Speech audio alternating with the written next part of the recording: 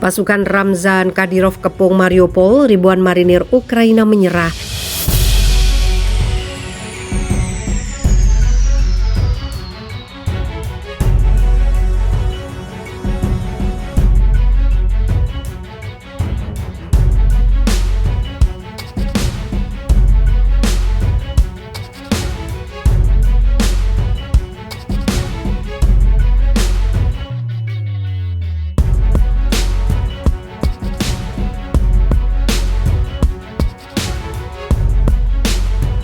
Pemimpin dan Panglima Perang Chechnya Ramzan Kadyrov mengatakan 1.000 marinir Ukraina telah menyerah di kota pelabuhan Mariupol.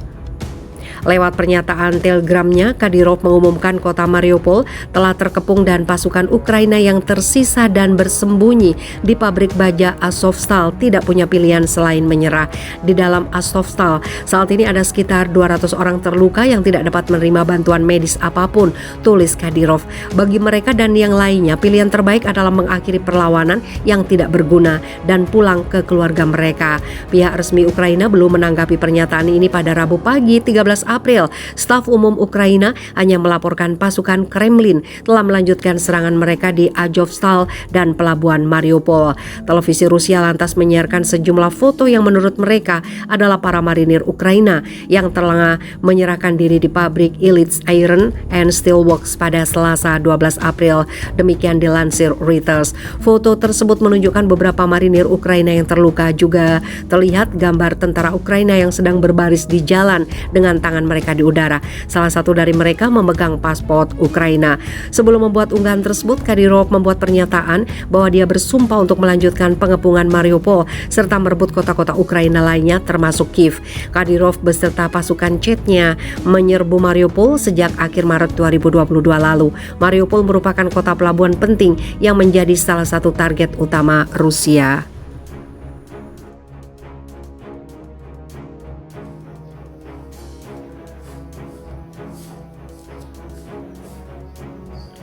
Tuding Rusia lakukan kejahatan perang, Korea Utara sebut Biden pikun. Media pemerintah Korea Utara mengeluarkan kecaman pedas terhadap Presiden Amerika Serikat Joe Biden. Korea Utara mencela Biden dengan menyebutnya pikun dan mengalami masalah dalam kemampuan intelektualnya. Dalam artikelnya, KCNA mengatakan sanksi Amerika Serikat terhadap Rusia akan menjadi bumerang dengan Washington, akan menjadi pecundang terakhir di panggung dunia. Dengan menuduh Rusia melakukan kejahatan perang di Ukraina, Amerika Serikat berusaha mencemarkan nama baik Rusia dan mencapai keruntuhan rezimnya, bunyi artikel tersebut. Ini mengingatkan salah satu dari pihak yang bersalah yang mengajukan gugatan terlebih dahulu, sambung artikel itu. Sebelum menuduh Amerika Serikat melakukan pembunuhan tanpa ampun terhadap jutaan warga sipil tidak berdosa di Afghanistan, Irak, dan Yugoslavia, seperti dilansir dari Russia Today. Baru-baru ini, Kiev dan pendukung baratnya telah melontarkan tuduhan kejahatan perang terhadap Rusia ketika mereka menuduh pasukan Moskow telah membunuh sejumlah warga sipil di kota Bucha. Moskow dengan keras membantah tuduhan itu, mengklaim bahwa bukti itu dimanipulasi oleh Ukraina sebagai bagian dari kampanye propaganda. Kremlin telah meminta penyelidikan PBB atas insiden tersebut. Presiden Biden menyebut Presiden Rusia Vladimir Putin sebagai penjahat perang yang tidak bisa terus berkuasa bahkan sebelum insiden di Bucha. Menyebut kepala negara berdaulat sebagai penjahat perang dan diktator pembunuh tanpa alasan yang dapat dibenarkan dan dikonfirmasi adalah penghinaan terhadap negara lain dan jelas pelanggaran kedaulatan. Pernyataan sembrono seperti itu hanya dapat dibuat oleh keturunan Yankee, ahli dalam agresi dan pemuliaan plot, sambung artikel itu.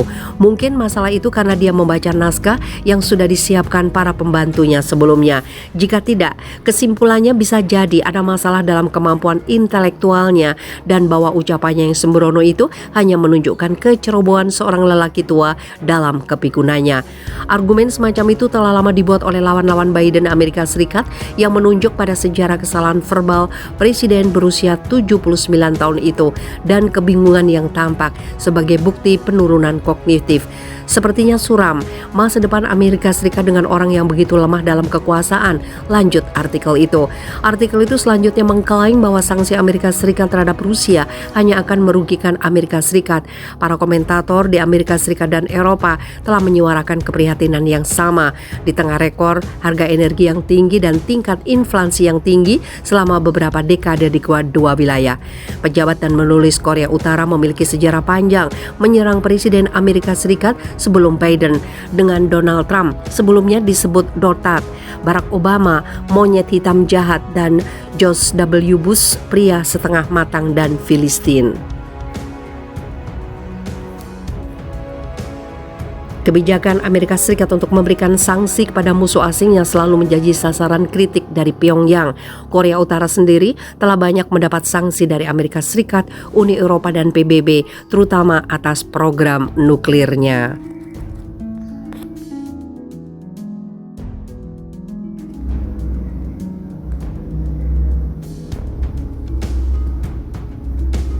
Aksi balasan Rusia usir 45 staf kedutaan Polandia. Pengusiran 45 staf kedutaan Rusia oleh Polandia bulan lalu telah mengobarkan amarah Moskow, memberikan balasan serupa dengan mengusir anggota staf perwakilan Warsawa dengan jumlah yang sama. Pengusiran tersebut disampaikan langsung Kementerian Luar Negeri Rusia kepada Duta Besar Polandia, Krzysztof Krajewski pada Jumat 8 April.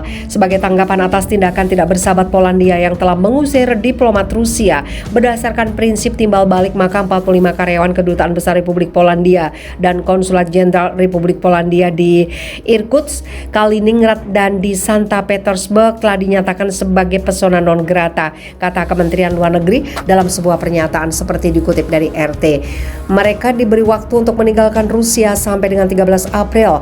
Rusia juga menyatakan 2 diplomat Bulgaria di persona non gratakan. Langkah ini merupakan tanggapan atas keputusan pihak Bulgaria pada Maret lalu yang menyatakan persona non grata kepada 2 diplomat Kedutaan Besar Rusia di Sofia, kata Kementerian Luar Negeri.